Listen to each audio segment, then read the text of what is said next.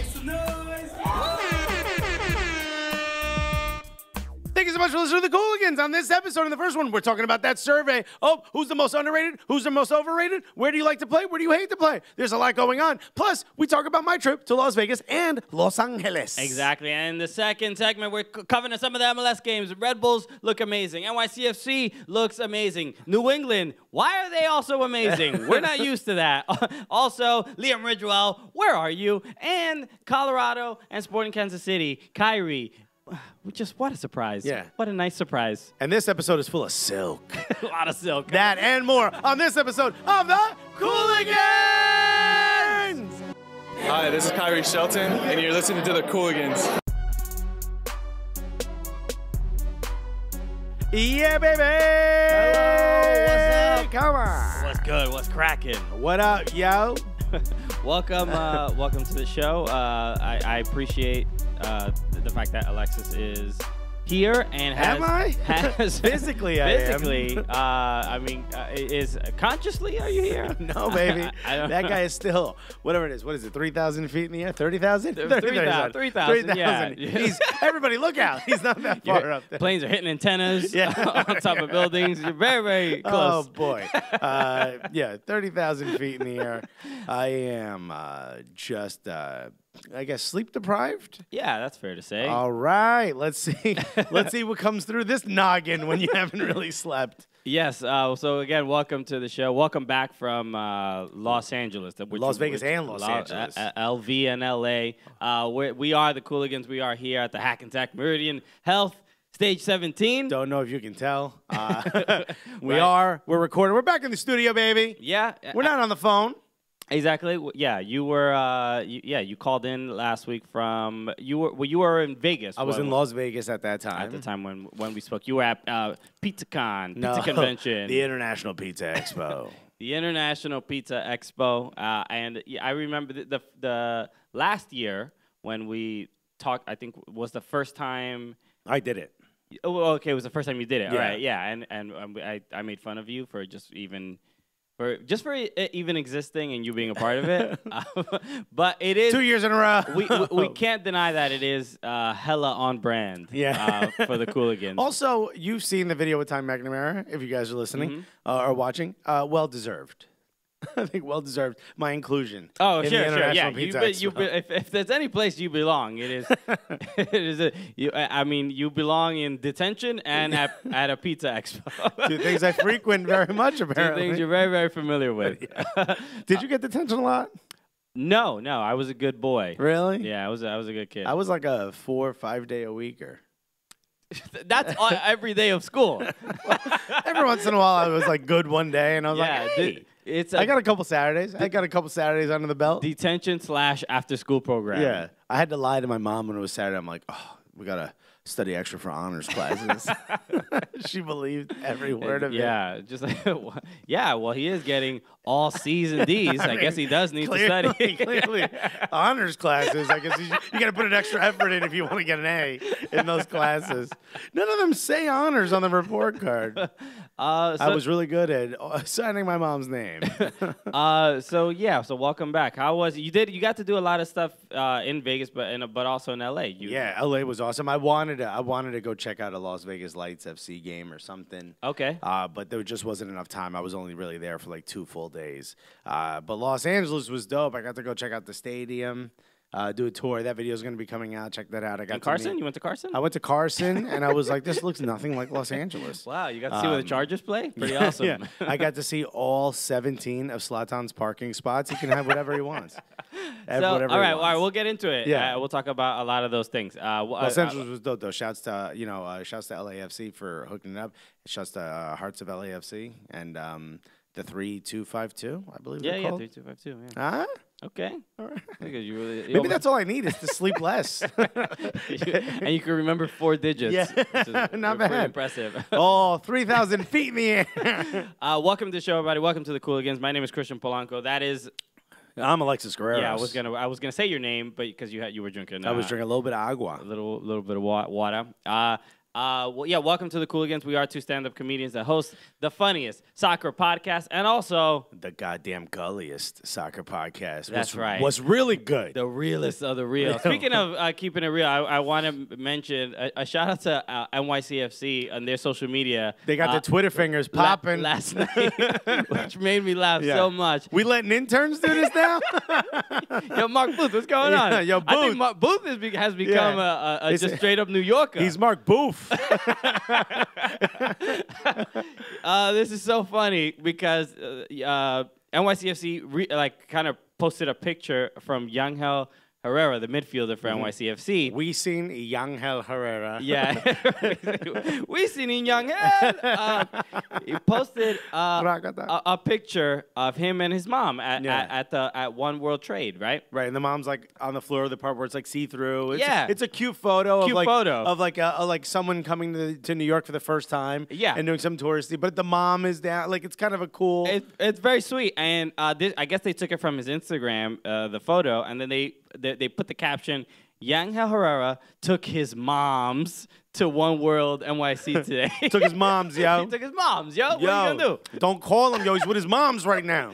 And then some people were like, yo, this is like props to you. Yeah. And then some people were like, well, how many moms does he have? Nah, man. Nah, that's one mom. If you're going to represent New York City, moms, that's one person. Yeah, it's moms. It's also Mom Dukes. Mom Dukes. Yo, Ma. Mom. Ma. Yeah, all perfectly valid. Mamacita? No. No. You do not talk to your mother that way. No, if someone says that to your mom, you kill them. That's how that works. Okay? Don't you dare disrespect your mother by calling her mamacita. Even if your father does it, you're like, hey, you better stop talking to my mom that way. Kids around here, man. Don't you dare disrespect where I came from. So, super, that was just hilarious to me.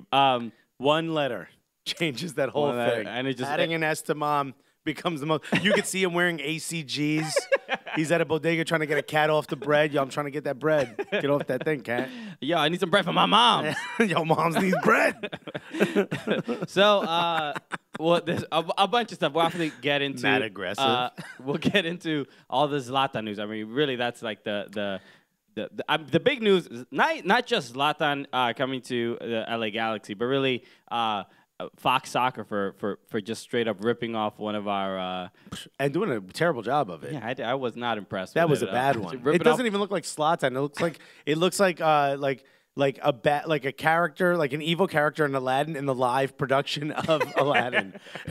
Which I saw Aladdin on Broadway. It was pretty. Did you? It was pretty good. It was pretty good. How was Zlatan in it? He was pretty impressive. He played Jafar. Yeah, he showed up whenever he wanted. He actually looks like Jafar. Yeah, you think about it. He showed up whenever he wanted. Before we get into that, just want to remind everybody, thank you again for always leaving a review on iTunes. If you haven't done that, do that right now. We'll appreciate it. I think we're currently at 106 reviews. Come on. We've gotten some really good ones. So right now, you're listening. Just go ahead and do it. Just why? Just go ahead. What are you doing? Why are you not doing it? We see the stats. We see how the percentage. It's something like 70% of people listen on an Apple device or iPad or an iPhone. So we know the numbers. That is not 70%. So come on. So you listening right now. And shouts to some new listeners. I know a lot of people, Nelba, not recently. Yeah. But a lot of people have been tweeting at us, hey, first time I listen, and these guys are really funny. Blah, blah, blah, blah, blah. What does gully mean? We see the whole thing. Thank you so much. So we appreciate it. All right.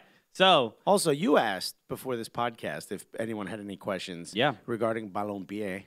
Oh, yeah. And some people said, what is ballon pied? How could you not know what the real original name for soccer is? That's the original name for soccer in Spanish. That is the exact translation of football. Football. Yeah. Although some say ballon pied. Yeah. Some say ballon. In Spain, they say ballon with an M. Which is how it's said. Yeah, it's always No, but you could still spell it ballon with an N. Oh, I've never seen it spelled that way. It's both. It's both. Come on, baby. Okay. So I'm glad we sorted that out. Yeah. That's just it's a Spanish lesson with the Cooligans. Lesson number 2. All right. 3,000 feet. We have an LAFC scarf in front of us, but we're gonna start talking with LA Galaxy because they're taking up all the tabloids. All right, they are stealing the shine right now. LAFC has a bye week, and that's when Galaxy's like, "This is our time." All right, we gotta do something. Hurry up! No one's talking about that for once.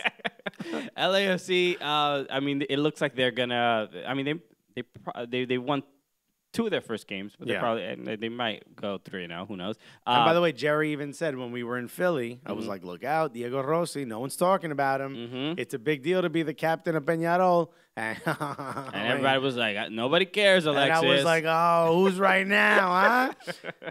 Come on." He has looked Threw him good. in my fantasy team. All Thank right, you. Zlatan Ibrahimovic. He's actually coming. We talked about this. This might be the 3rd episode. Exactly, we did. Where we talk about this. Last year when the rumors were heavy of Zlatan coming over. Super Dominican. Hanging out with your cousins. Mad heavy.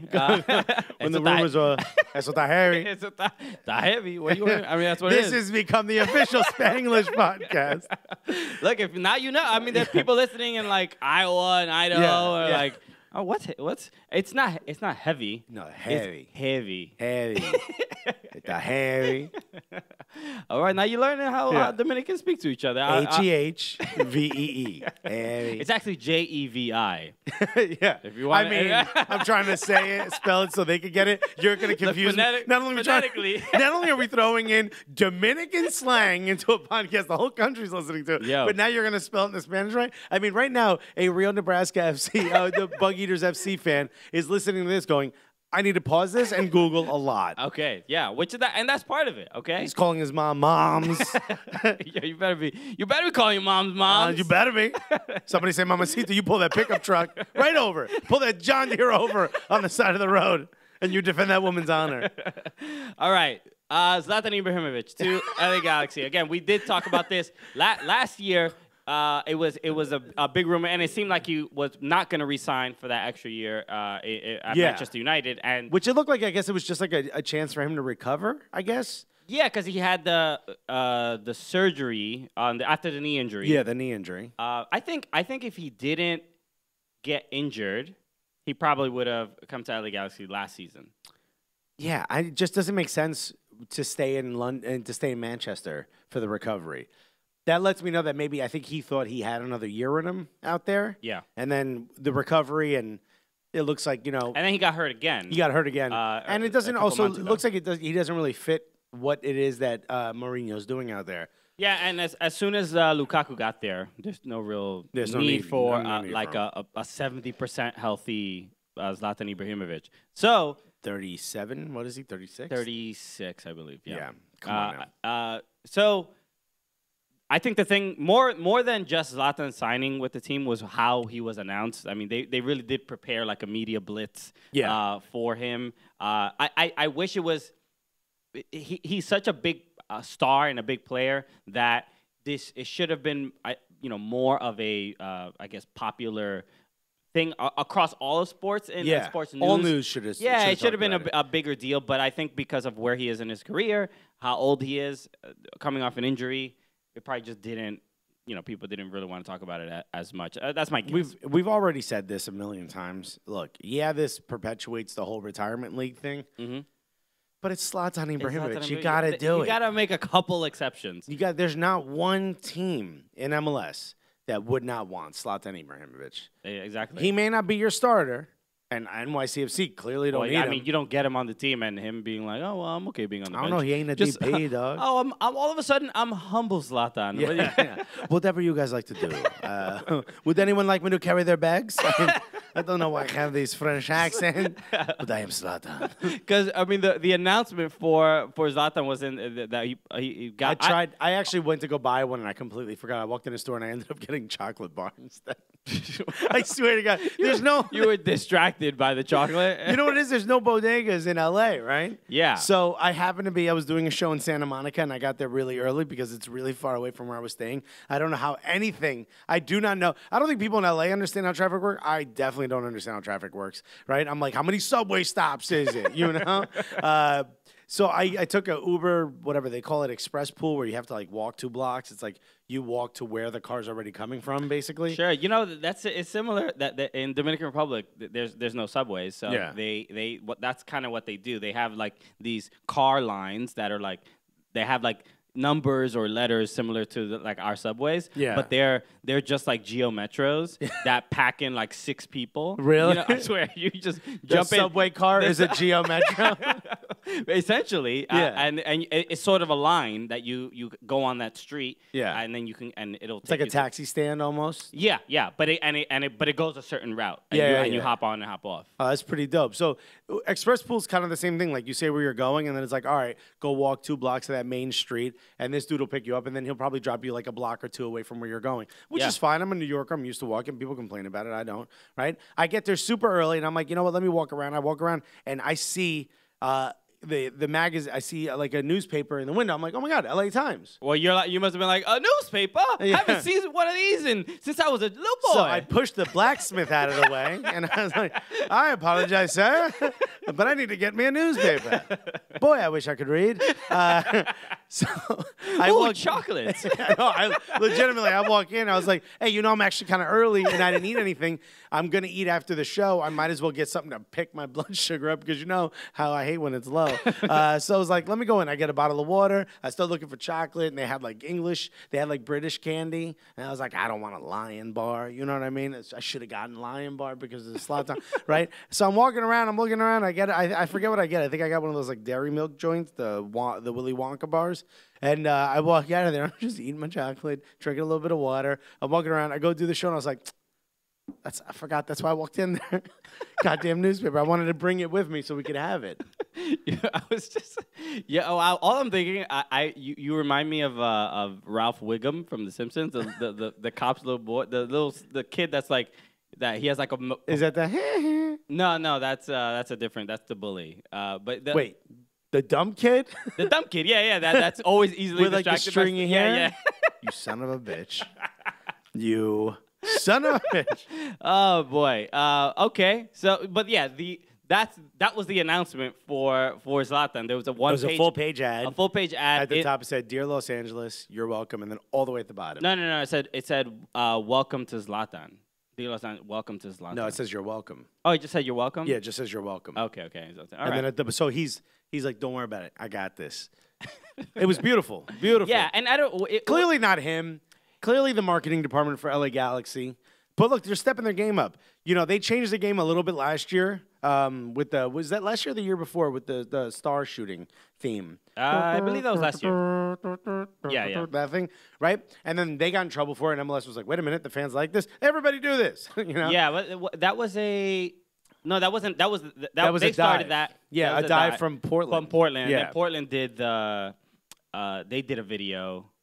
They've done it twice about like with that scientist trying to understand like the galaxy and the cosmos and stuff like that. Do you remember that? So they fired Which back. seemed a little forced, but they were the first ones to sort of really get involved in like the sort of, I guess, like flaming the other team with a meme as opposed to just sort of having fun with a meme. You know what I mean? Yes. It was a little bit of a roast. So that was dope. And now, boom. Now they're doing these whole page ads, things like this. This is where the fun of the league comes up. And if we're gonna look like a retirement league and we're gonna look like all these things and we're gonna go buy, 36-year-olds, okay, let's at least have fun with it. You know what I mean? 36-year-olds or 36-year-olds? Let's get 36-year-olds. We're starting a U6 team. It's gonna be a big squad. It's gonna be a lot of people. We're gonna play on a full pitch. That's the problem. Let's get 36-year-olds. It's like those videos where they have all the 100 kids. 100 kids playing against versus like 3 Dele professionals. Ali or something. Yeah. Yeah, I'm look. Some people were being really negative about it, and like Of course, it's gonna happen. What would you if NYCFC signed Zlatan Ibrahimovic right now? What would you say? That would be the best. That would be awesome. Would you? I'd be like, yo, get behind Ishmael Chori Shradi, son. Well, I mean, it would be him and Villa or like a Batman. He wouldn't be a backup or whatever, but like it just seeing. Like the difference between like having Pirlo, a midfielder, who's just like kind of a general and just distributes the ball, Or but generally like, not involved. generally not just taking a break most of the time. I don't know, out there thinking about cured meats. But when you think about like if you want an older player, do you want an older defender, an older midfielder, or an older forward? I would probably be most okay with an older forward. Yeah, I want because he's also wily. Like, you know what I mean? Like, he knows where to go. Yeah, and he's also a big dude. He's not he's not gonna play like the toughest defense, but you also don't really need him to be like the strongest of defenders. But now what happens to Ola Kamara? Yeah, I heard Siggy Schmidt is he wants to do 2 up top and or maybe 1 and 1 behind. Because Ola Kamara's out there cooking, man. Yeah, and he just he got a did he get a hat trick? Yeah, he was doing the eat 'em up. He was doing the cereal. But no, for Norway. Yeah, for Norway. Yeah, that's when he so, was celebrating. So he's doing well. His position is not in any danger whatsoever. I mean, if 2 up top doesn't work, what are you gonna do? Well, LA Galaxy, to their credit, they look slightly better than they did last year. Giovanni Dos Santos is the problem. I mean, he's not good. Nah. I mean, I can't tell exactly what's wrong with him. I think it's that he's bad at soccer. Okay, this is an interesting take. I haven't heard this one. I hate to go out on a limb here.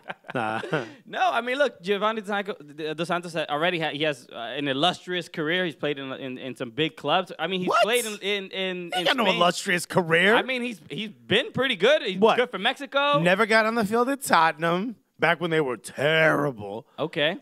And then where did he go after that? Real Betis? No, he was in Valencia, right? Valencia. We don't even know. That's how bad it was. But it's illustrious. It's not illustrious. I think what he got? He got in La Masia. That's it. He got in Barcelona's academy. That was the peak of his career. Wow. That's it. You did nothing, Giovanni.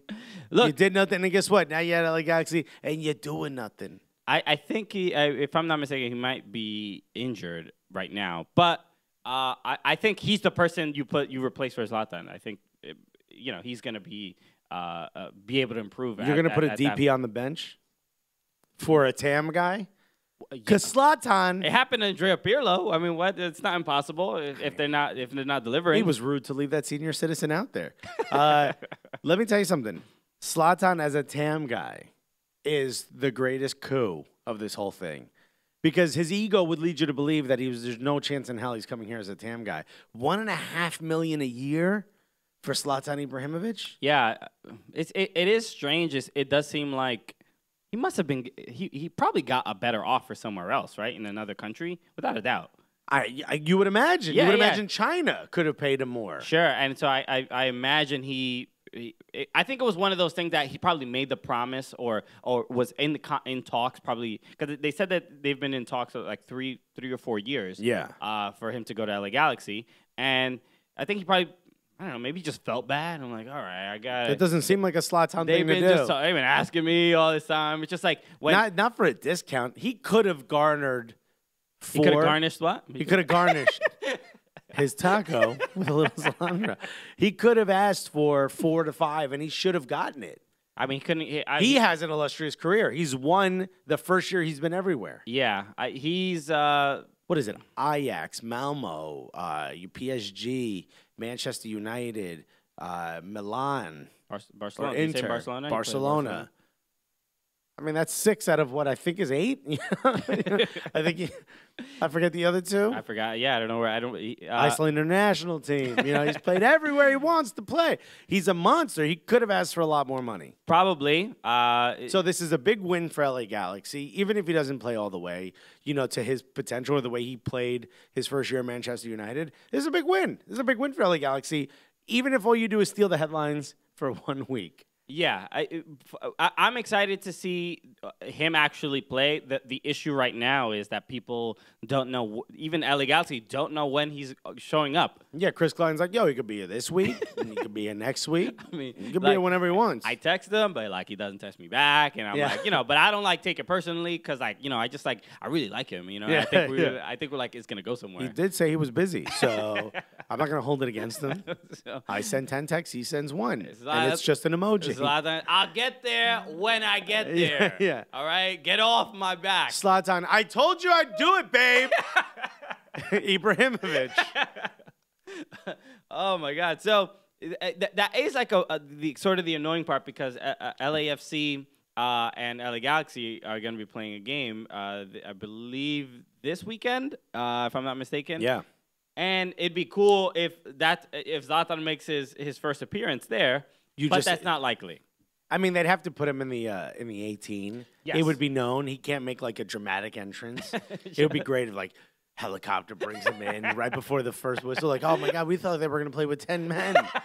But no. You just hear a lion, or he walks in on a lion's back. He's just. I mean, there's so many opportunities for how to make the entrance. We saw the Las Vegas Lights. Their introduction. They put out a video with there was an alpaca. There's 2 alpacas. 2 alpacas because one alpaca is absurd. You need alpaca. You can't be out here with just one alpaca. What is this, like some just like NPSL club? No, we're not 100% amateur. You gotta have 2 alpacas. 2 alpacas, all right? We take this club and this sport seriously. Yeah. Now look our cartoonish Elvis mascot right in the eye and tell him you respect this club because we have 2 alpacas. Yeah. Motorcycle. Charlize is coming in on a motorcycle. You got Elvis dancing around. You've got them running in through neon tubes. I mean, this is just the most ridiculous. It is a acid-assisted fever dream that is happening over there. Yeah, it was. So I mean, look, LA Galaxy can learn a thing or two from Las Vegas Lights. Everything a child said his first time after getting, the drugs for dental work. I forget the drug is. Sure, yeah. Everything that kid said while he was out, they did. He's like, you need 2 alpacas. Yeah, I was watching that introduction of the team, and I was like, is this real life? Yeah. Is this real? Dad, is this real? So it is. Look, there's a lot of opportunities to have a lot of fun. Honestly, my absolute dream is to get Zlatan Ibrahimovic on this show, man. That's. Can I say something? I sent an email. Okay. And I said, hey, probably a long shot, but it's worth me asking. And they replied back, nearly impossible, but I'll forward. This is just great. I mean, look. You gotta shoot your shot. Yeah, listen, took a chance. Yeah, okay. There's gonna be a lot of ladies shooting this shot with Zlatan Ibrahimovic. We're one of them. We're one of them. We're lining up. We're out here putting on lipstick. Because you never know. For some crazy reason, stranger things have happened. Exactly. He might say a lion does show up on the Cooligans podcast or something like that. So you never know. So look. Overall, I think it's a good thing for the league. I mean, it's not as big as Beckham arriving to the league, but it's the next sort of the next iteration of that kind of like solely for the marketing. Because look, the future of the league is now if you ain't Uruguayan, Paraguayan, Venezuelan, you ain't welcome. Yeah, here. you gotta. Yeah, and if your name don't end in Guayan, dog, like we ain't even. No, we're not interested. What kind of flag is that? We can't have it. So that's sweet Guayan. So yeah, I mean, Zlatan has the ability to start his own country. Yeah. We on that sweet Guay. Everybody, welcome. I mean, I want a summer in Sweet Uruguay, to be honest. Sweet Uruguay sounds amazing. There's just a bunch of white guys drinking mate. Just like. So, but it's going to be a good thing for the league overall. From a marketing perspective, as soon as that first game happens where Zlatan is there, the first couple goals, just like... It's going to be a big deal. It's going to be a huge deal. So, speaking of LA, you were in LA. So I was in Los Angeles. How was you took a tour of the Bank of California Stadium, or as Susanna Collins says, the Bank of America Stadium. Bank of America Stadium. And let me tell you something. That God, I can't remember. Oh, Wachovia. The Wachovia Stadium. It's just a beautiful Wells Fargo Stadium is one of the greatest. The Banco Popular. Banco Popular. Oh my God, I would love that. That is. How is that not where Cibao FC plays? I don't know. El Banco Popular. That would be the greatest. It's first of all, it's absolutely gorgeous. Smaller than what I expected. Okay. It's 22,000 seater.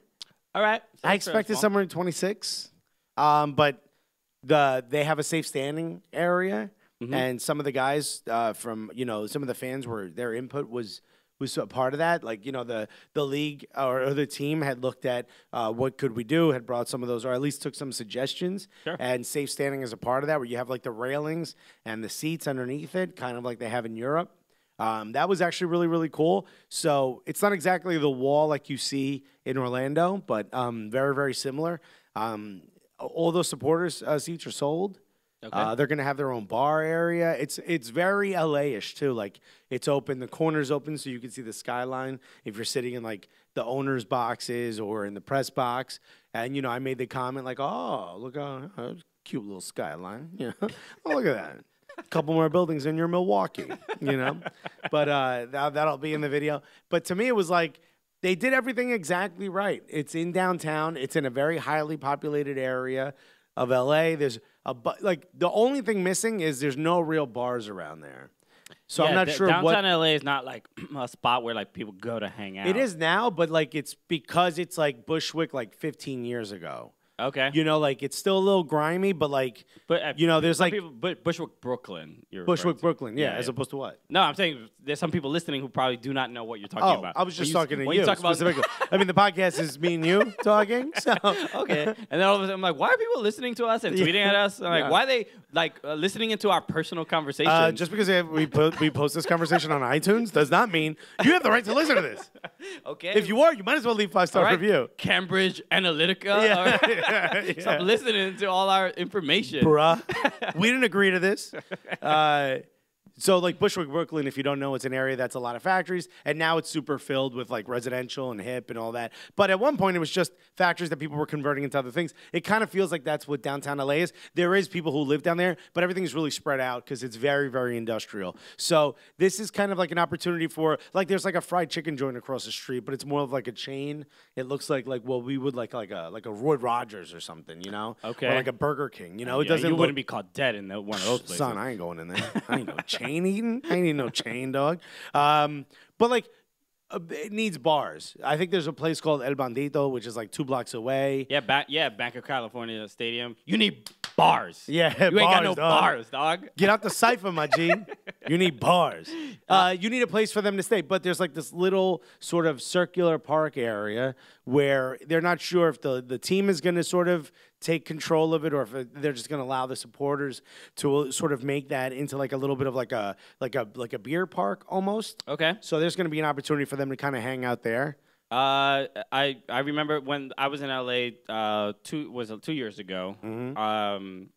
I'm just looking at the map for where the Bank of California Stadium is in regards to like downtown LA, and it's not too far from Drip Doctors. I should have gotten a Drip Doctors. I was out there. I could use if you don't remember, Drip Doctors was the ruined Samir Nasri's career faster than he could ruin his own, which he has tried since Arsenal. Yes, that was the IV drip sort of nutrition place that was filled with essentially it gives you some liquids. From what we hear, it takes away some liquids from some very attractive women that may offer a little bit more than just that drip. A little sun extra. So that's cool. That was a cool experience. So there is a video coming soon that will be on Designated Player, David Villa's channel that we check it out. Are going to be making some content on. So make sure you check that out. So a couple. When do we get hired by Zlatan's media channel? That would be exciting. That would be, boy. That would be. What kind of videos would Zlatan make us do? I have, oh my God. He's like, here's another video of you people saying how beautiful a photo of me is. This isn't very funny, Zlatan. Fight these animals for my amusement. Yeah. I am a black belt. Watch me kick your ass over and over again.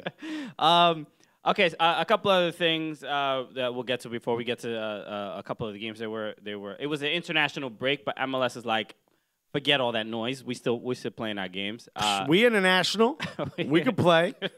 So we'll get to the games in a moment. So a couple quick things. Uruguay won. They won their game. In Minnesota United news, we're recording this fairly early Tuesday morning. Yeah. So we don't know if this is announced yet, but it should be official because it's already on MLSsoccer.com. But Darwin Quintero, the Colombian player that plays currently at Club Club America in Liga MX, he is reportedly signing with Minnesota United. And Minnesota United, obviously, ever since Kevin Molino got injured, this is probably a much bigger deal. They need someone. They need an attacking option outside of Abu Danladi. So Minnesota hasn't looked great, especially over the weekend. No, they got a lot to figure out. I don't know. I don't know if Darwin Quintero fixes that unless he's also going to coach. You know what I mean? You got any ideas? Player coach, just what is it, Heath or Adrian Heath. Adrian Heath. Yeah, I get confused with the announcer for ESPN, Adrian Healy. Yeah. So let him coach. Let him coach. Anybody coach besides Adrian Heath? No, I mean Minnesota. I think they have shown a little bit of improvement. Yeah, they're doing all right. But when they're in front of teams that are like legit, like really good, they look terrible. They look like Minnesota United. Yeah. So they have some problems. But they are going to be able to gut out a couple wins. So. Not to make fun of them, but they are in. Another thing that we should discuss, our homie, a guy who's very important to the show, and really to its progress and success, Liam Ridgewell. Liam Ridgewell, Portland Timbers. Y'all know how I feel. Portland Timbers captain. Official turncoat. Defender. Benedict Arnold Award winner.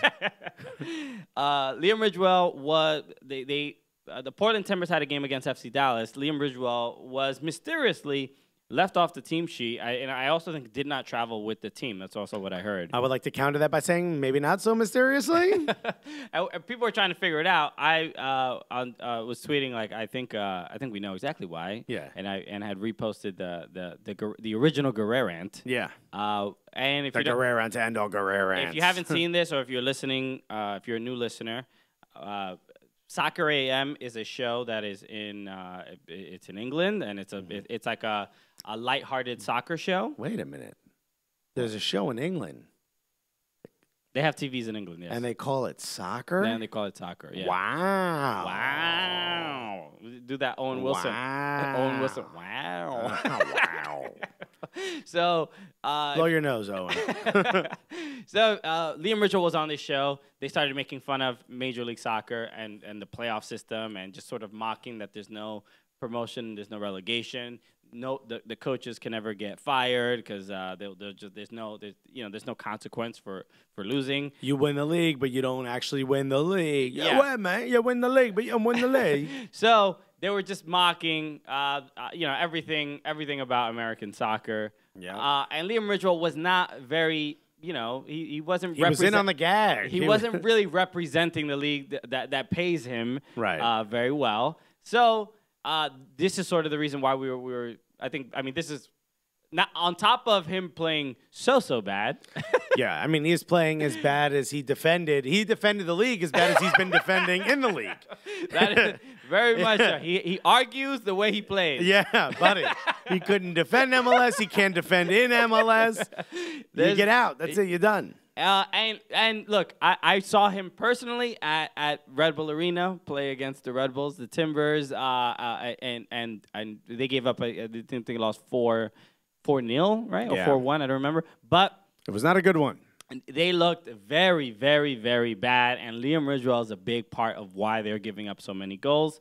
And you have to think Gio Savares is like, all right, I know you're the captain of this team, but you are not welcome because you're causing way too many problems. And a lot of people, it's interesting seeing, just looking up the hashtag RCTID, Rose City Till I Die, and seeing how, we're not as immersed in other teams like soccer Twitters, right? Because we try to be. We try to get in there. Yeah. But sometimes we got to hit the hashtag and just read a little bit. Exactly. And this was salacious. And it's interesting navigating through that Rose City tweet storm. Oh, yeah. Because they angry. A lot of people don't like Liam Ridgewell. Yeah, no. And they're not happy with how he's playing. And that Portland fan base isn't one that you can turn your back on and expect to be loved. Yeah. So it's usually, hanging out with the Timbers Army and seeing how passionate they are about the team and how knowledgeable they are about their club and about the league and the team's history and everything. It's you take that criticism, you read that, and you're like, all right, then something's really up. These are not just wacky, just crazy fans being not at all annoyed. Like sometimes I get annoyed with NYCFC Twitter because there's more, and maybe this is just New York, but there's more cynicism. There's more for sure sarcasm. Which I love and respect. Exactly. There's parts I love, there's parts I don't, but like people were very critical of Joe Inga Berget, right? Yeah. He made his first start. Did he? I know he was out there, but I'm not sure he played. And this is exactly what I'm talking about. What I just did is exactly what's happening all over the interwebs, all over NYCFC Twitter. This is how we talk about it. We cannot really find. We're not optimistic. No. So was he great? No, he was not. No. But was he the worst player? No. No, he was not. So there's a there's no like common ground where we can just be like, okay, well he will improve at what? No. No.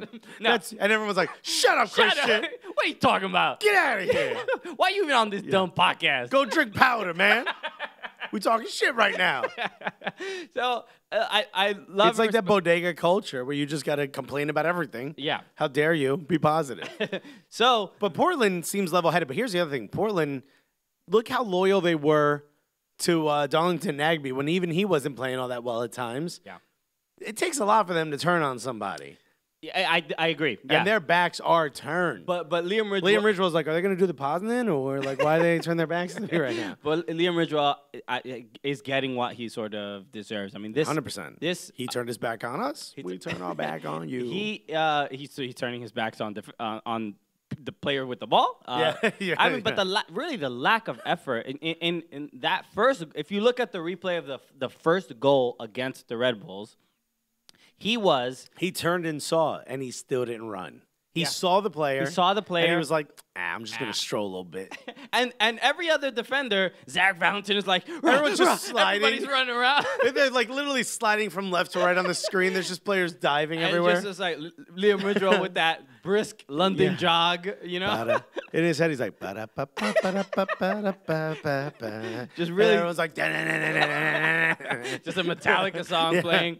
It's bad, and so it's understandable why he's left off the team. But it's interesting because I was making jokes. I reposted that video from the Guerrero video. And somebody from Portland, I forgot her name. It's E or something like that. E for Erica or something like that. I don't remember her name. I don't remember. I could look it up, but there's no point. She made the point that, and it got very serious very quickly. I'm like, maybe it's not clear to everyone that we are stand-up comedians and we talk about soccer. Right. That is the brand. That's why we added the little crying, laughing emoji. Yeah, that's what we're trying to do. We're just trying to make people laugh and have a good time. Yeah. But she tweeted back at us saying something might be wrong. You don't know what's going on with him in his personal life. Yeah. I'm like, all right. Hold on. No. Let's address this. We don't care what's going on in his personal life. It just it was so maternal, and when it got so serious, I'm like, all right, well, maybe something's wrong, maybe. But I don't know. And if it is, it's none of my business. It's definitely none of my business. Don't ruin the joke by making me have feelings. But on top of this possibility that something's wrong, he's also playing really, really bad. Yeah. Guess what? We know something's wrong on the field. We're not talking about him as a human being. No. I'm sure he's a perfectly nice guy who does not defend MLS. I'm sure he loves his family. Setting. Yeah. I don't give a shit about any of that.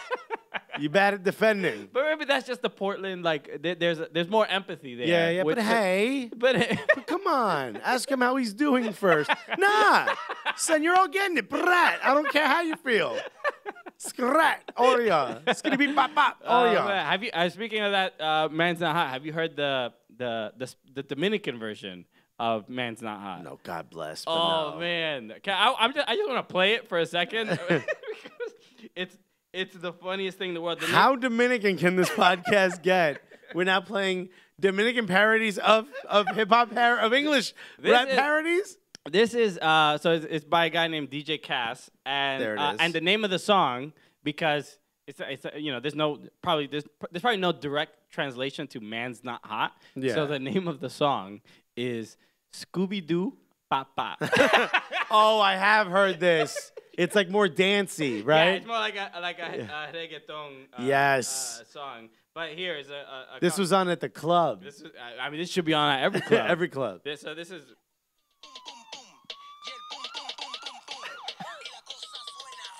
No, that was it. Yeah, I did hear this. Oh, what a great! You have this saved on your phone? It's on my Spotify. Oh, Spotify. Yeah, man. I mean, hilarious. Clearly, I mean, it's my ringtone now. Yeah, yeah.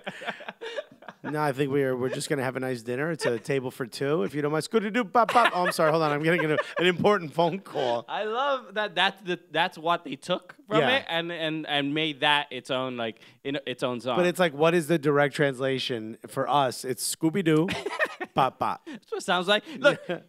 Big Shaq saying a lot of things in that song. Yeah. You take what you want from it. What, I got to go to Rap Genius to figure this out? I'm not doing it. Whatever touches you in that song and really reaches you deep down. Something hit your heart, and that's what you make of it. You know what I mean? Everybody gets that. I mean, it's really that's a poem. how our jokes work. It's really a poem. Yeah. I mean, look, Guerrero, maybe you're sitting there wondering about that player's family. It's however it affects you. We just want a reaction. Yeah, exactly. So, okay. Should we get to the games, or should we talk about the survey very quickly? Let's talk about the survey. What time is it? Yeah, we have real quick. Some time. Okay, let's talk about this real quick because look, ESPN does this every year. All right, they ask anonymously. They ask a bunch of players. They ask every team to participate. I don't know how many players themselves actually did it. But it was like 10. I mean, it wasn't a lot. Like 10 per team. It wasn't a lot. Yeah, it's not every single player. I think it's like whoever wants to participate. That's my guess. But it is a very small sample size. I know a small sample size, and I know, a lot of the real MLS people are like, well, this isn't really telling. Regardless of a sample size, a couple of 100 homes tell you, 10 million people are watching that. You know what I mean? It's like a Nielsen rating. Exactly. A small sample is, if you're doing it, if it's varied enough, is exactly what you would imagine that number carries over. Sure. If 5% of 100 people said that, then 5% of 1,000 people might be saying the same thing. So which question or which thing stands out the most to you? The one that gets all the headlines always is the most overrated. Most overrated player. Yeah, and if you don't know who that is, it is already Liam Ridgewell. And I mean, that is just really piling on at this point, guys. No, it was Giovanni Dos Santos. Yes, who we spoke about just a few moments ago and how poorly he's been playing. But he does get paid a lot of money. It's usually related to how much the player is being paid and how much they're performing. And it is other players. It's like, he's making that much more than me? Yeah. I could do that. I could go out there and not play well. I could do the little he does also. Yeah. Buddy, Christian and I could go out there. Also, let me ask you this. Giovanni, when have you ever celebrated someone else's goal by eating a sandwich? You've never done it.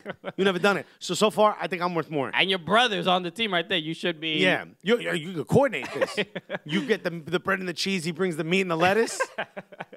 So, a couple interesting ones that were. Oh, and just to mention that 22 teams out of the 23 teams participated. NYCFC was the only team that didn't participate this year and last year as well. So they have, for whatever reason, are not interested in getting involved in the drama. Well, it's nice to know that they don't get back to ESPN either. It's not just us.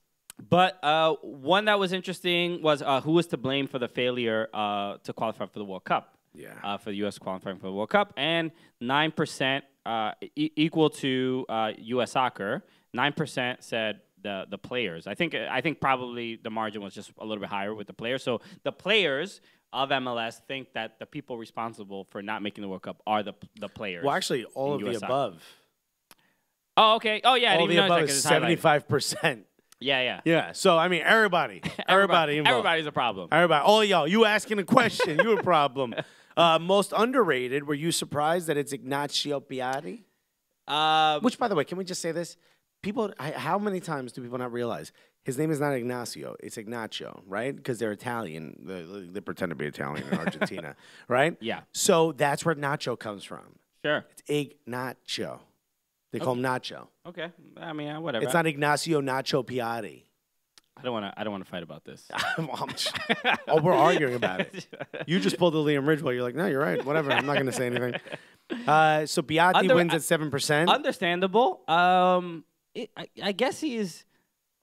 It's weird to think that he's underrated when we talk about him so much, you know, and see how he's. But he's kind of alone up there in Montreal sometimes. It seems like the team plays well when he takes control, and I feel like he doesn't do that enough. Montreal has a lot of issues, but clearly the best player on the team there without a doubt is Ignacio. But no, he's clearly the best player there, and we talk about him a whole bunch, especially when we've seen him a bunch at Yankee Stadium, and to me he is one of the most I think he's the cleverest player on the ball in Major League Soccer. Where is it cleverest or most clever? Cleverest, I think, is fine. I don't think it's a real word. I think it is. I think you just invented that. Also, I will never take grammatical suggestions from you ever. When you're grammarly incorrect, I'm gonna tell you, dog. He is the most clever. I think he's not the fastest guy. He's just he's clever. He makes sort of like that right elusive move where you don't know what. Like he's able to get off a shot. Yeah. Where most players cannot. Understood. I mean, look, I think he's impressive. What impressed me is that most underrated and most overrated, Darlington Nagbe ended up on both lists. Like, yo, he's the worst. Nah, he's the best ever. I mean, to be honest, he's both of those. He plays really well sometimes, and then sometimes you're just like... the first Atlanta United game against Houston, you're like, all right, well, why did you sign this guy? Yeah, 90 minutes out there, not mentioned once. Didn't really do much. I think because of he's been getting a lot of love from U.S. Soccer. As soon as he started getting called up, and he was also put on this pedestal in Portland. And look, he did help them win an MLS Cup. So you understand that if you're a Portland fan, you're fine with Darlington Nagbe. He is a divisive player because there's so I honestly think he's the reason. Speaking of why the U.S. didn't make it to the World Cup, I think he's a big reason why, because that second goal, really not closing in on that defender. This is what we're talking about here. So, he's not a man without flaws. No. I mean, he don't defend. He's like... No, look, I'm not going to say that. He don't defend. He don't defend. He doesn't want to track back. Not he doesn't defend. He don't defend. He don't defend. He went to the Ridgewell School of Defending. I think that's harsh.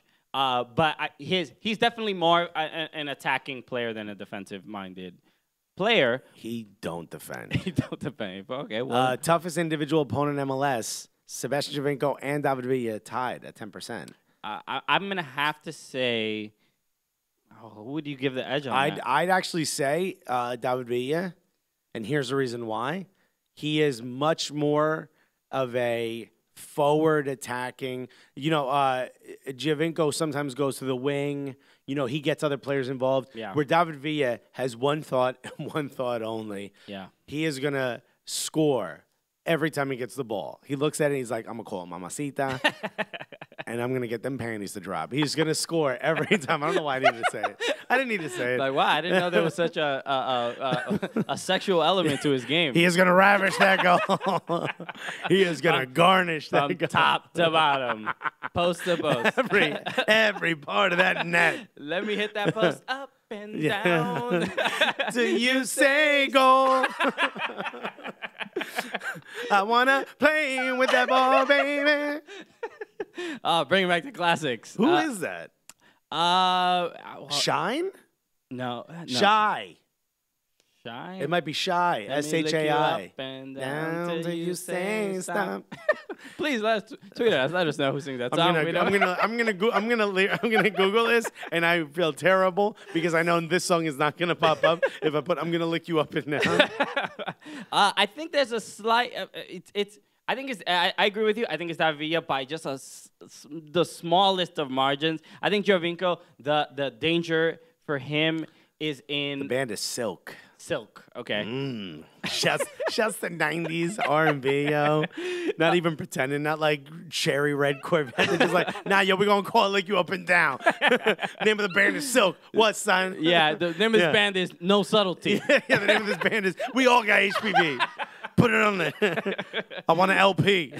So the one thing I wanted to, so the smallest margin, I think David Villa does take it, but Giovinco has that added threat of you can't foul him outside the he had box. free kicks. But David Villa is good on free kicks, too. He's not Giovinco-esque. Yeah. He's not at that level. He hasn't made one in a while. I think he made one in this preseason, if I'm not mistaken. David Villa makes more happen with less space, Yes. whereas Giovinco is more elusive.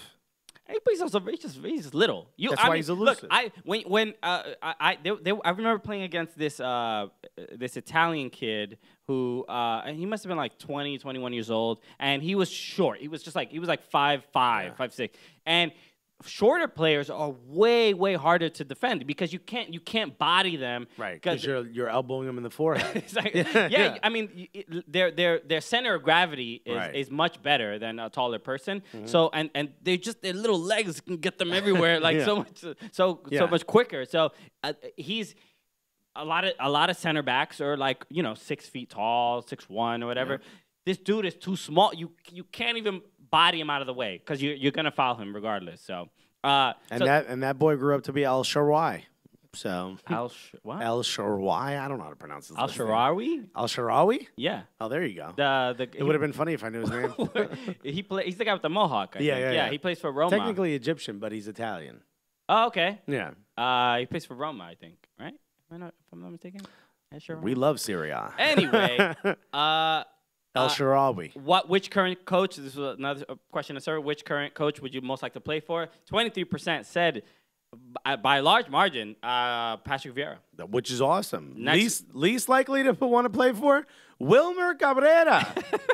Wilmer Cabrera. Apparently, he is from what I've heard after this survey came out, a lot of people were saying that he's a difficult coach to play for, where that if you're not on his in his good graces, if you ain't one of his homies, you ain't in. Yeah, you're gonna have some issues. So I think he's. I mean, is that a good mentality? Is that the kind of coach that you would like to play for? I don't know, like where he's like hard line. You gotta deliver every single time. I know there was just a video the other day of Albert Elise. I think he's like the highest paid player on the team. Yeah. Most goals on the team, and he stayed after practice to get some extra training in, and he also cleaned up the field. He took he collected all the balls, collected all the. He's trying to get the minutes. I mean, if this is what you got to do, I ain't getting benched. He is like extra credit, for Wilmer Cabrera. Teacher, I would like to. I read forward. So. Look, if that's the mentality of the club, it's not like the Houston Dynamo are they're a weak squad. I mean, they made it to very far in the playoffs, and they're a strong side, and Wilmer Cabrera has to get credit for that as well. So it can't just be, he's mean. Don't scroll down because I'm gonna ask you to guess. Okay. The next one is: are you happy with MLS salary structure? No wins. I'll give you a hint on that one. Mm-hmm. What percentage do you think? It's 3 options: yes, no, and no answer. Are you happy with? Are you happy with the MLS salary structure? I mean, it's clearly no. There's no way. Clearly, it's a no. I told you no wins. But what percentage do you think it got? Oh, let's say 60%. 82. 82%. Yo, a lot of people looking in them pockets, like, yo, I'm a soccer player. My shorts don't have pockets. Yeah. Am I happy with the salary structure? Well, you're asking me here on my part-time job at Cold Stone Creamery. So, no. So a little bit of an issue. 16% said yes, which is clearly the 2 DPs they asked who took part. And they're like, are you happy with it? I'm pretty satisfied. I'm doing great. I don't know what you're talking about. I'm on my boat. Yeah. I'm answering the survey from my boat. Yeah, please be careful with the pen in my Bugatti. So, look, understandable. A lot of MLS players do not get paid very well. The league minimum is, I think it was raised, 2 years ago after the collective bargaining agreement. So, like $61,000, something like that. Yeah. So somebody making $61,000 is clearly not going to be happy when their teammate is making you know, 50 times more than them. But there is a you know, I think the collective bargaining agreement, I think it's next year that they have to argue. No, I think it's like another 2 years. It was a 5-year deal. 5 year? Okay. 3 years ago. So, I mean, they have to sort that out. The league has more money. And then when you see with all the TAM and GAM options that are available, raising the league minimum has to be a part of it. Because, again, it raises the quality of the league in its entirety. One of the things that was said is there needs to be a higher – this is from a player, again, anonymous, so we don't know who, but – there needs to be a higher cap and more compensation for players. It's ridiculous that a player makes $70,000. A pro athlete should be better compensated. I didn't know that they asked the wives and girlfriends. I didn't know that was. It's crazy. Yeah. What? I got 2 bags. That's not enough. I got kids. You know? Come on. Yeah. How am I supposed to get my kids plastic surgery? $70K. You know, that does raise a good point, though. I mean, look, $70K is a good living. Especially for someone who trains 3 hours a day. Yeah. Yeah, I mean, it is a good living. I don't want to, but pro athletes traditionally are paid very, very well. Their likeness is being used to sell tickets and so on and so forth. And they don't run the risk that someone else who may make $70,000 at, say, like an office job, you know, if you pull your hammy in an office job, you don't lose that office job. So like, Carol, get out of here with them crutches. That doesn't happen. So, I mean, you can't end your career because you twisted your knee as an office manager. You can in this job. So there's a lot of risk. There's a high risk and not a lot of high reward. Yeah. And there is, like, you know, a lot of the players have to do other things to get that supplemental income. I know. Not as much anymore. Yeah, but, certainly the point before. But at least the league is trying to help with, like, getting them. They do events and they get paid for the events. You know, maybe taking them to go get real estate classes, you know. Something. But it's interesting because Herbalife. There's a guy I would love to get him on the show, but Quincy Amarikwa from the San Jose Earthquakes. Yeah. He talks very much and his social media. He's very active in, like, being an entrepreneur. Very much doing things outside of soccer to help. You know, his career after he can't you know, play any longer. Yeah. And it's a thing that definitely, like, 5-6 years ago was way more important because the players weren't making almost a living wage. I mean, go back 10, 15 years ago. There was Jimmy Conrad said he was making what, $24,000? Sure. I mean, that's not livable. Sure. You know? As a comedian, I'm like, wow, there's so much money. Wow, he must headline. So yeah, but things are changing, and hopefully, just the fact that in just a couple years ago that it was raised to like 60. Yeah, I mean, even though the league minimum is like 61,000 or something like that. Yeah. There are a lot of players making like 70, 80, 100. Yeah. So it's not. Look, people are making good livings. We're not saying that it's not, but. You know, you are a professional athlete. Yeah. I think the rookie, not the rookie, but I think the bare minimum in the NFL is like 700,000. Yeah. 650,000, something like that. Hockey is even higher. And we get, MLS gets better ratings and attendance than hockey. Come on, son. Exactly. Come on, son. Come on, son. All right, so we're gonna end this segment. I know we went a little long, but we're gonna talk about the MLS matches over the weekend, and maybe we'll talk about some of the international friendlies. There were a couple of really, really good ones. All right, so we'll be right back after this.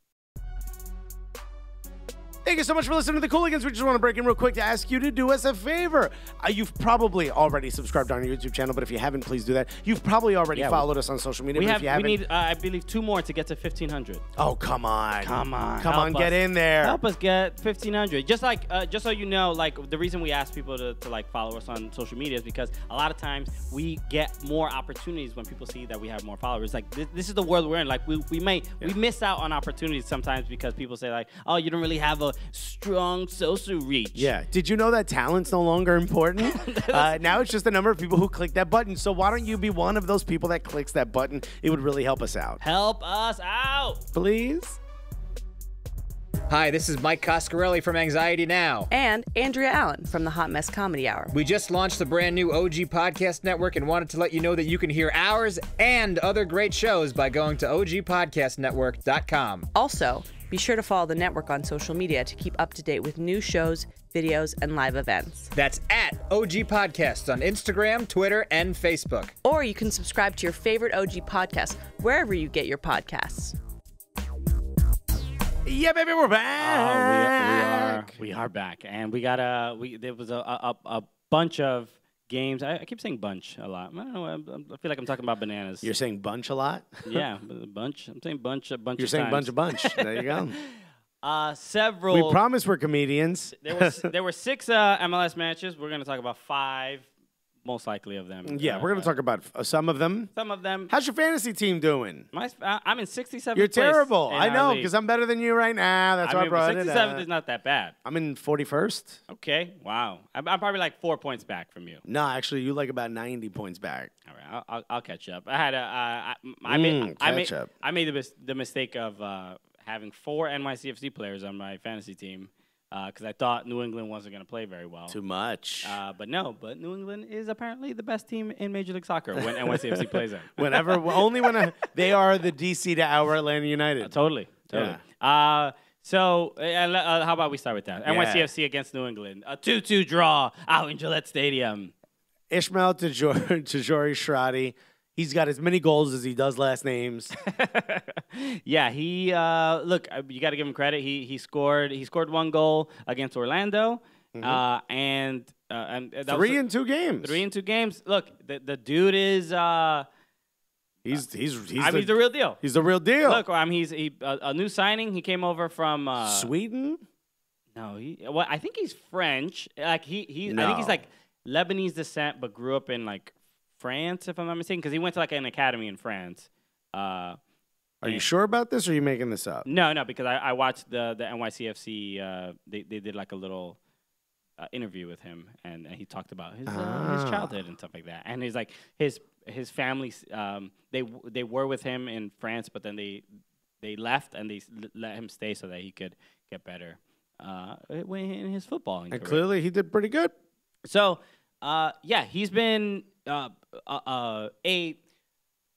a shining light on the depth of NYCFC, and there's a little bit of comfort in like, because David Villa did not play this game. And Well, that's what I was going to say. It's like everyone and NYCFC fans have kind of freaked out about what's going to happen when David Villa leaves. yeah. You know, first of all, he's going to be really up our ass. I mean, as our boss, now he doesn't have anything else. He's not El Jefe. I was gonna say he's not El Guaje. He's El Jefe. He fucked it up. I messed it up. Yeah. You know, I'm not good at this. You really bunched it up. Anyway, people are freaking out. Like, what's going to happen when El Guaje, just gets up in these offices and starts making a lot of decisions for a designated player? And we're like, buddy, go play sports. Well, who's going to take over the reins? This guy looks pretty good. Well, He's yeah. 23 years old. Speaking of Villa, he missed the game against Orlando, right? He missed the last game. He's missed the last 2 games. Last 2 games, but he had mentioned. I think he got kicked in the calf in the game against Kansas City. Yeah. I forgot the game prior to the Orlando game, and he posted on Instagram saying, I have a small injury, and I thought I would be able to play, but I'm not 100%. So it seemed like a little thing. Then he misses another game, and now I'm okay. Well, how serious is it, guys? Are you okay? All right, boss. Let us know. Yeah. Jefe, forma, ¿qué quiere? I'll give him a massage in that calf. Buddy, I mean, I'll crack these knuckles. I'll get in there a little bit. We need you, buddy. Do the little elbow drop a little bit on your calf. But New England starts this game early already. They play tough. I think there's something when New England is playing against NYCFC, something happens. They play with a little bit more vigor, a little bit more energy, and now we realize they had mentioned this stat at the beginning of the game. NYCFC has never won at Gillette Stadium. So interesting because New England, they were one of the worst teams last season. But I'll say this: it's Bobby Boswell said it about DC United playing against Atlanta United. It's like it's a matchup thing. There's just certain teams. Yeah, sometimes they just have your number. You know what I mean? And New England seems like this squad that they played with so much pressure. They were all over NYCFC us. Couldn't get the ball out of their half, and both goals really came from just counterattacks. And we're not used to seeing NYCFC play that way. So the first goal came from a great goal from Diego Fagundes, which felt kind of like. I think Alexander Collins had a terrible game. He was kind of responsible for both goals, and he he did the thing that it felt like take the shot. You're not gonna make this. Yeah, he's like, all right, just do this so we can get a goal kick and I don't have to run after you. Diego, but go. I barely know you. Yeah. So like, I'm 100% sure you're never gonna be able to make this shot, and that's exactly what he did. And he curled it near post. I think Sean Johnson just kind of didn't expect the shot and to come at that pace. But there were two defenders near Fagundes. Mm-hmm. Collins could have taken the risk and closed in on him. Right. And this is a shot that more often than not, Fagundes, anybody, just sends sailing into the stands. Sure. Yeah, but it was pretty. Not this time, though. Off the post and in. So from the beginning, I wasn't very optimistic. I'm like, we're gonna get embarrassed by New England, especially since, for whatever reason, NYCFC couldn't hold on to the ball, and they couldn't get the ball past. Look, when you look at they were also doing the thing that made a lot of other clubs did last year and the year before that, which is play Maxi Morales really physical. Sure. Maxi Morales is 32 and he's tiny.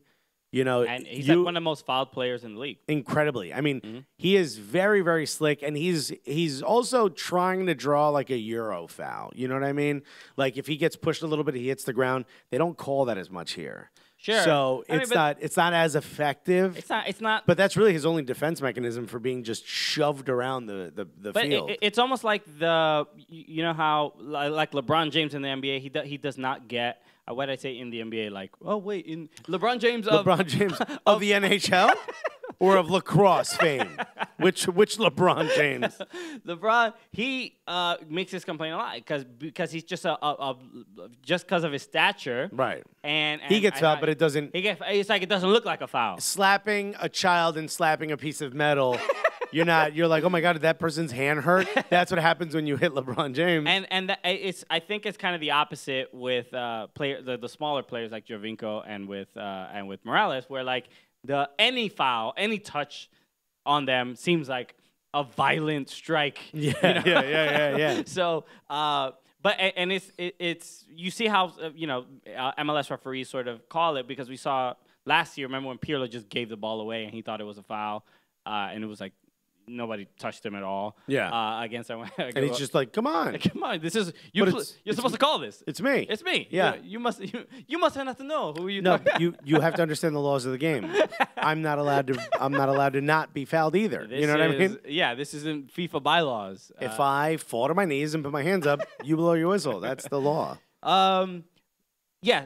So Alex Collins had he gave up. He kind of did not close in on. Yeah. On Fagundes, and also got beat by Juan Agudelo. Got torched. Yeah, and it didn't.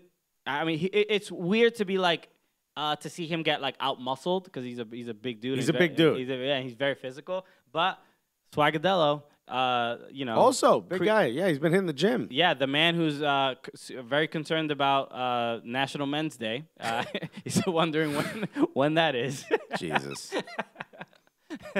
So we love you, Agudelo. We love you. I mean, you were the first player to come on this show, so we will always love you. But you got to get toasted a little bit for that stupid tweet. Yeah, the braid's too tight, bro.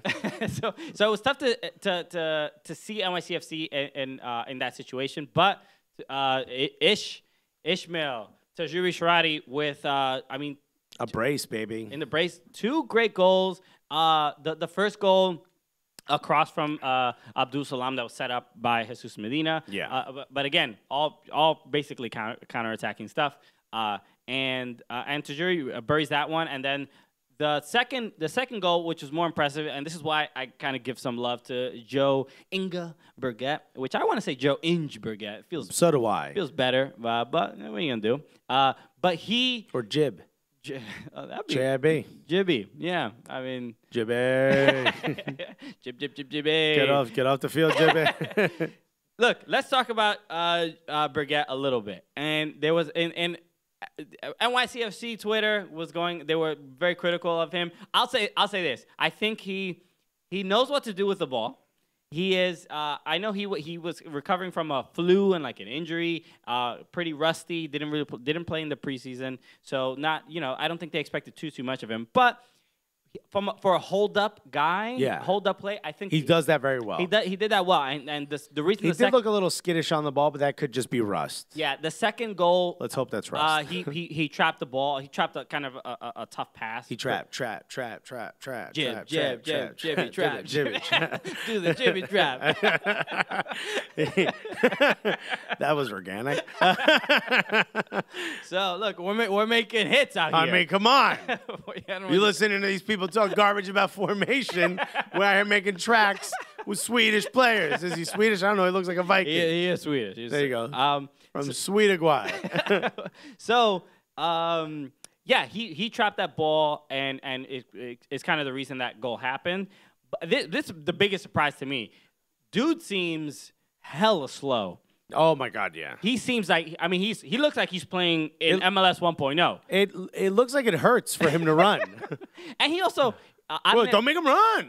He plays with like crew socks. He plays with short socks. So he also looks like he's not ready to play. Like he looks like they were just like, you hipster, get out of there. Hey, put down that kombucha. Get in here. Come on. He's like, I'm making my own. Yeah. So get that leather apron off, you barista.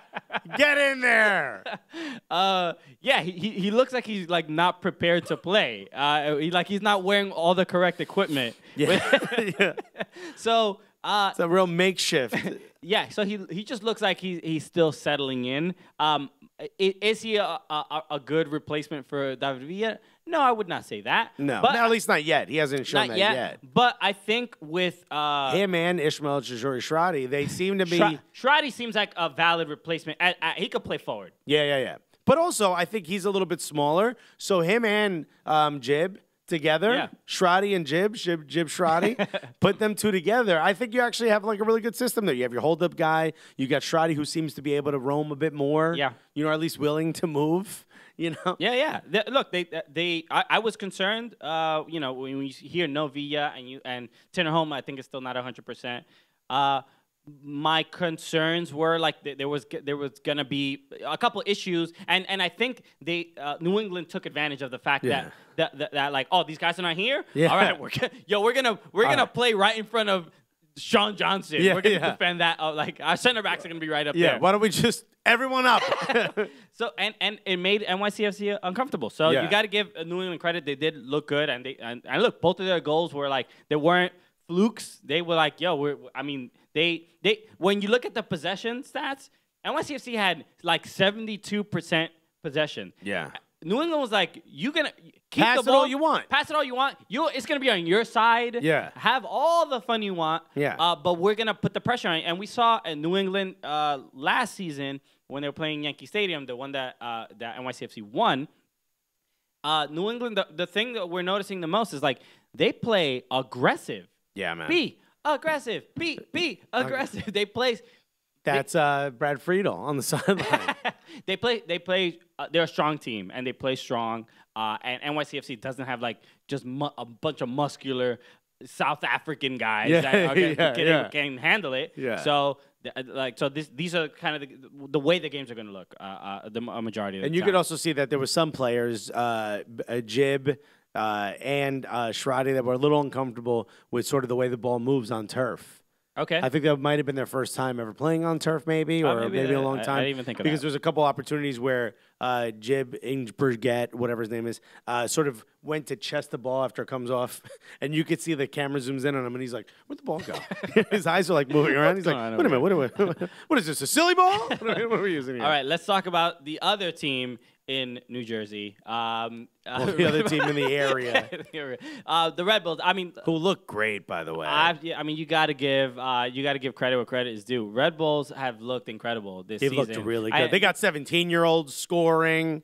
From losing Sasha Kleshchen, trading away Felipe. Every captain. Every captain gets it at the end of the season. You out, dog. Robles he's next on the chopping block. Yeah, this is your swan song, my dude. So the armband of death. Red Bulls win against Minnesota United at Red Bull Arena 3-0. made Minnesota United look like Minnesota United. They weren't too up until maybe the second half. In the end, Minnesota didn't really have many great chances. No. Robles made a couple great saves, but I think a lot of people, BWP gets a lot of the attention because he got that brace and he can't stop scoring. Can't stop scoring. Both great goals. But credit to Alex Mule. Mule, yeah. Mule was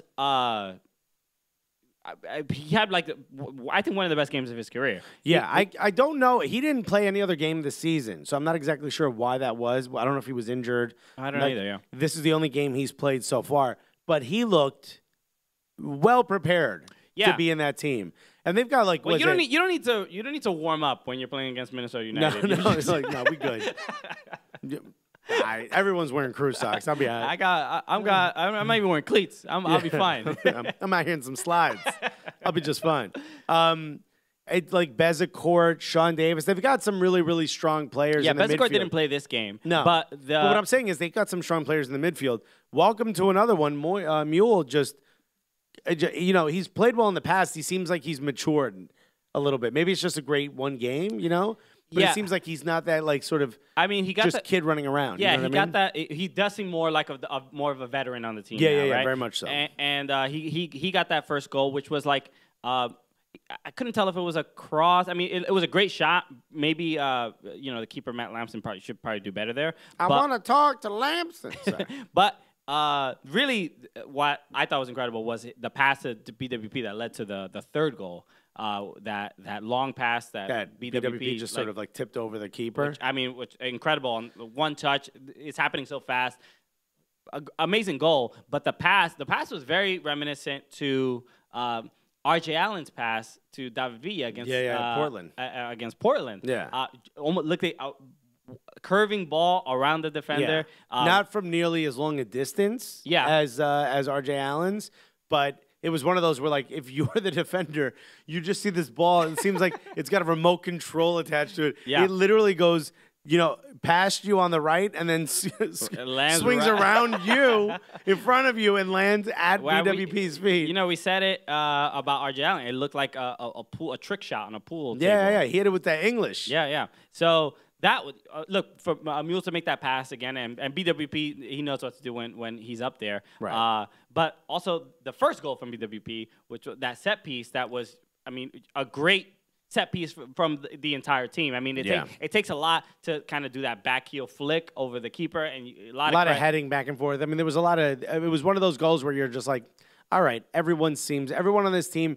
There's some times where I'll watch certain clubs pass the ball around certain teams, and you feel like someone's just, I don't want to make a mistake, so here, you do it. Yeah. Like this team is like, everybody. Yeah. No, everybody, here's exactly what we're going to do. It was very planned, and shout out to Matt Doyle, who did an analysis of this play and pointed out that there were two players over the ball, and one, I forgot who took it and who ran over it, but BWP is offside in the original set piece, and then player runs over the ball, doesn't touch it, and then that puts him onside because all the defenders in Minnesota go back.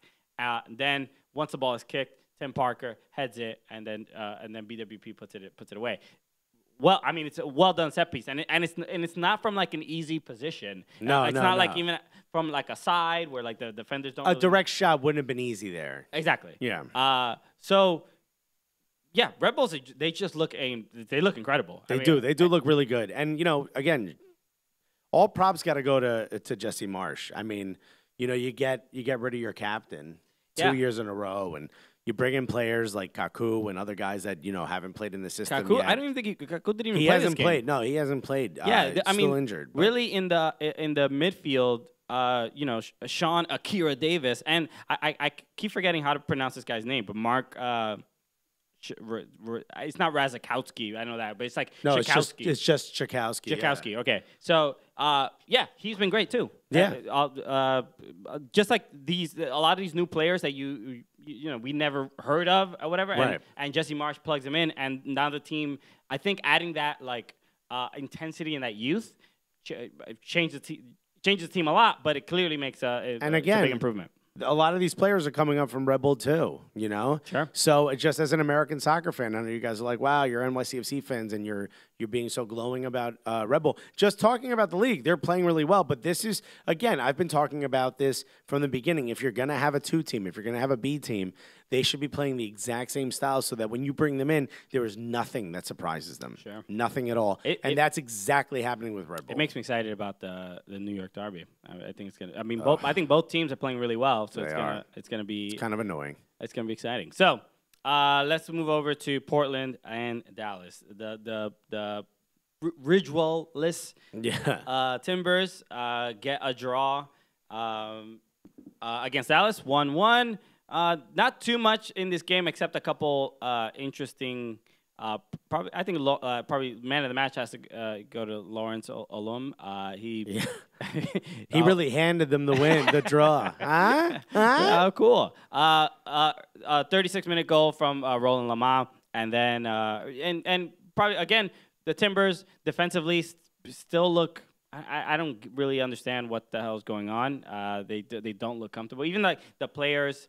I feel like the wingbacks are kind of having more issues than the center backs to me. I don't know. Look, the only person that could stop Diego Valeri is Gio Savarese. I mean, he is the only person. He took a MVP last year, and this guy seems like he's just not even out there.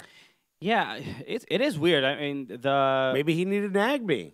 Baby, come to me. Maybe it is one of those like, since they lost, since Nagy's not there and the team is very different. I think other teams are like, well, clearly Valeri's their best player. Let's kind of shut him down. And I think that's the strategy because Valeri seems pretty absent in a lot of, not even just like in plays that lead to goals. I think Portland's only scored 2 or 3 goals this season so far. But he seems like he's not a part of the build-up in the offense. It seems like none of them are on the same page. And, I mean, we hate to pile on the Timbers, but, I mean, you guys, you're a smart fan base. You know what you're watching. We don't know what we're watching, but you know what you're watching. There was also the gorgeous goal from Sebastian Blanco, who I was very critical of a couple weeks ago. Yeah, beautiful goal. It was a great left-footed curler. Very, very impressive to get past Jimmy Mara, which is interesting. Jesse Gonzalez has been benched for FC Dallas. Mm-hmm. He was the guy who switched from Mexico to the U.S. and he was going to be the next U.S. Keeper. The future. He's still a good keeper. He's just having a rough one. Yeah, last year was really bad for him, and especially with the year prior to that where he was so good. It's kind of confusing. I don't know. He might just need a change of scenery. Maybe he's going through something, Alexis. You know what? We don't often ask ourselves what's happening in their personal lives. We'd like to issue in a new segment here on the Cooligans podcast. It's the much more serious. It's called I don't give a shit what's going on in your personal life. No, I'm joking. It's not my problem. Yeah. But the thing that stood out here, a red card, a second yellow handed out to Lawrence Olum for handball. Handball during a set piece. Offensive. It's not fair because he wanted to take a break from playing soccer and play volleyball, and apparently that's not allowed. I was watching this. I saw this live, and I'm just like, come on, man. It was just one of the like ESPN NFL Live. I'm like, come on, man. Come on, man. Next. It just made no sense. And Mark Geiger's there. You're not gonna get past any. And there's VAR. And there's VAR. Like everybody's watching. Everyone can see. I don't understand. You don't have like the big bushy hair of Maradona to get away with this. The instinct to, and it wasn't like it was close to his head, and he was. I mean, he literally like extended his arm like he was a wide receiver. Let him be keeper. And look. Luckily, Portland still leaves with a point because this happened. I think it was like in the 75th minute. So plenty of opportunities for FC Dallas to take all 3 points, and also embarrassing for FC Dallas to not be able to get the 3 points because they were playing well, up a man, and they just couldn't do it. So shouts to their jersey is amazing, man. I really like it. Okay, yeah. There's some positives. Wait, I have something to look forward to.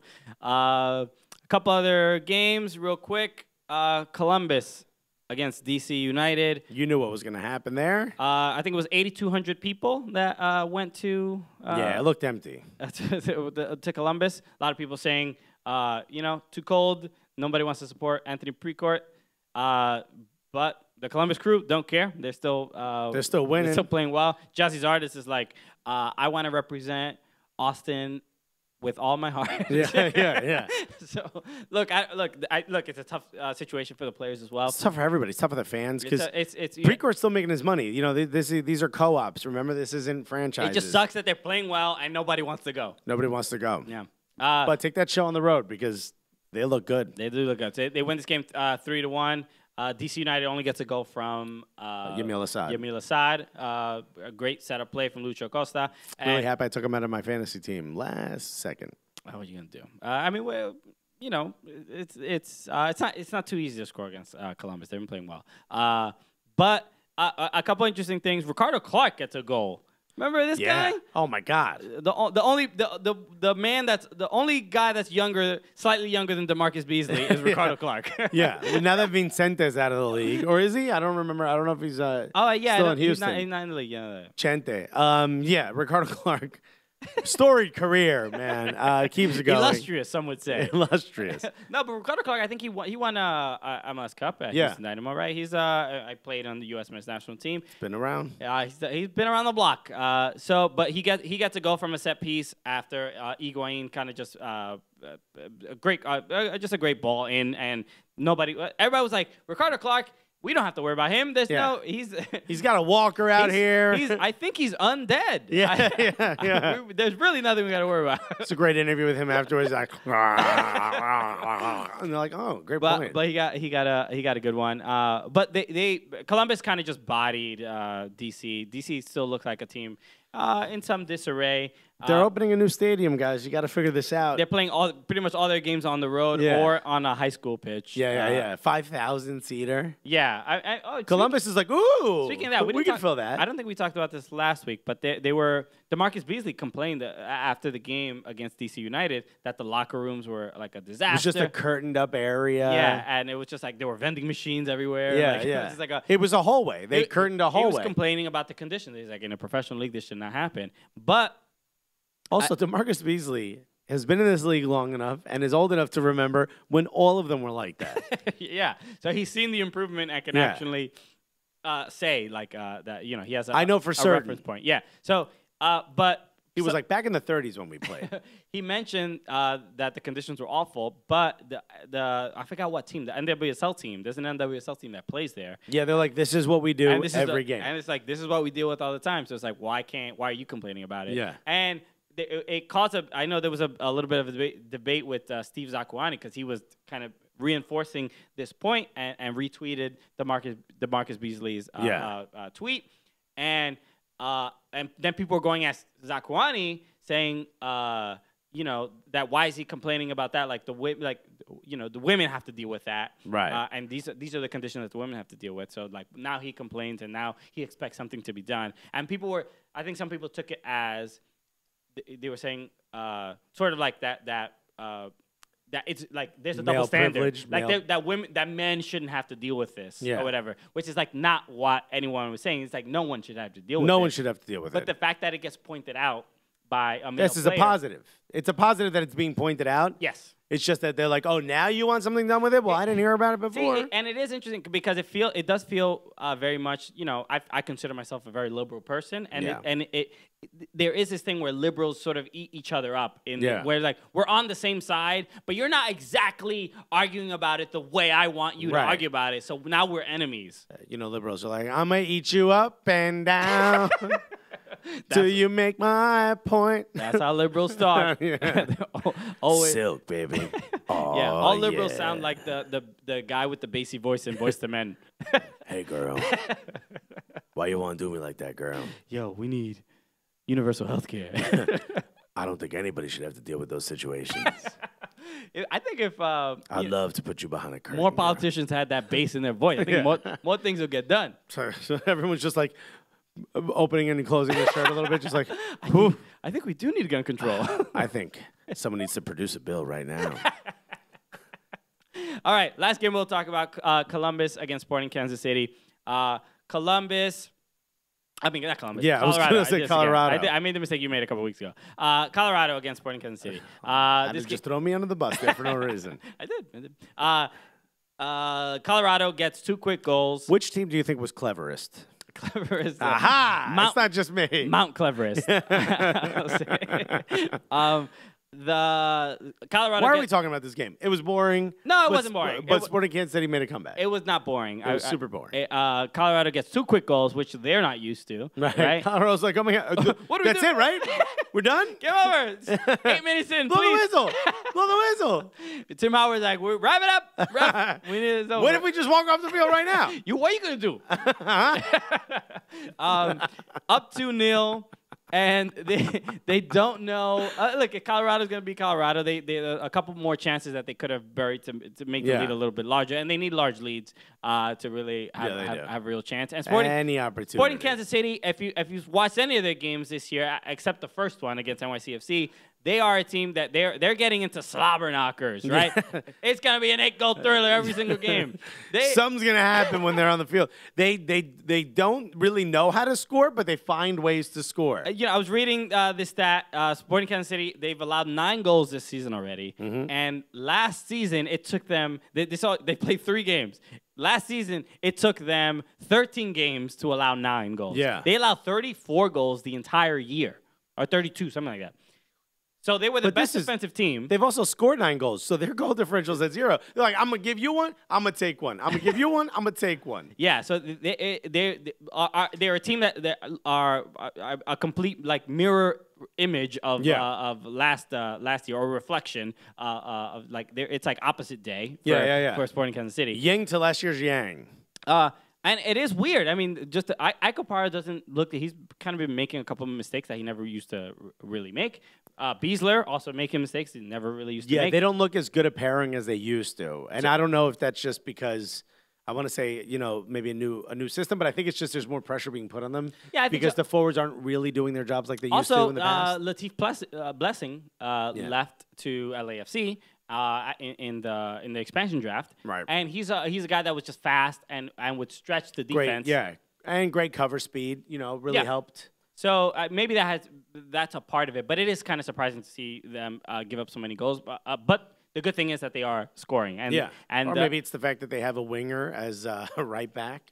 Zuzi, yeah. But they have Gutierrez. What is it? Is it Felipe? Felipe Gutierrez. I should know. He's in my fantasy. Yeah, team. but he's their designated player, and he's been great. He scored already 4 goals. But I think really what the shining light, the beauty in this game was really, I mean, our homie that we've sometimes been critical of, my girlfriend's favorite MLS player. Your girlfriend's favorite MLS player, if you're listening. Kyrie Shelton. Obviously traded to Sporting Kansas City for couldn't even get on the field at NYCFC, but now he's a starting center forward. Yeah, for Sporting Kansas City. So a lot of Kansas City fans are like, "Wait a minute, well, hold on." But he's I'm happy for him. He's got some skill. He's got some skill. Still looks like a giraffe out there playing at forward. He has a weird gait, the way he runs, a little shaky weird. Giraffe. Yeah, he does look like a show horse when he runs a little bit. You know what I mean? So not the most technical, but he is definitely a threat and one of the most athletic players on that team.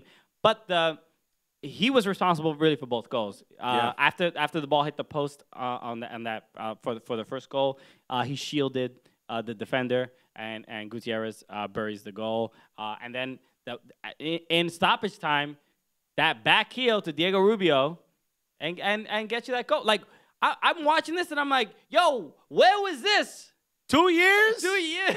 2 years you couldn't do that? Where was this Kyrie? Yeah. Although he did do it for like 6 games at the end of the season like a couple years ago. But yeah, but this more than anything, like I think Kyrie did a lot of good on his own for NYCFC. Like he would kind of make stuff happen on his own. But he is very much a team player. Yeah, but I think with Sporting Kansas City, maybe it's a better system for him. But he looks like he's getting more chances, and also and he looks like he has better chemistry with the team overall. Yeah. So yeah, you got to give him props for that. So Yeah, I mean, look, it was exciting for even though there was an international break. When will Zlatan even show up? We don't know. Yeah. A lot of stuff happening in MLS. A lot of stuff happening with us. Right now, it's the end of this episode. Yeah, I got very somber very quickly. Hey, girl. Goodbye. It's the end of the episode. We gotta I know go. don't cry, No. because I promise we're going to be back next week. I'm going to wave goodbye up and down till you say bye. Thank you again for listening. We appreciate it very much. Leave 5 stars on iTunes. Don't forget to do that. Subscribe on our YouTube channel. That's a bunch of stuff happening there. Subscribe to the Designated Player YouTube channel as well, because we're going to be putting out videos there too. Yeah, and check out OG Podcast Network. They got some other great podcasts on there as well. My name is Alexis Guerreros. My name is Christian Polanco. Together, what are we? The Cooligans!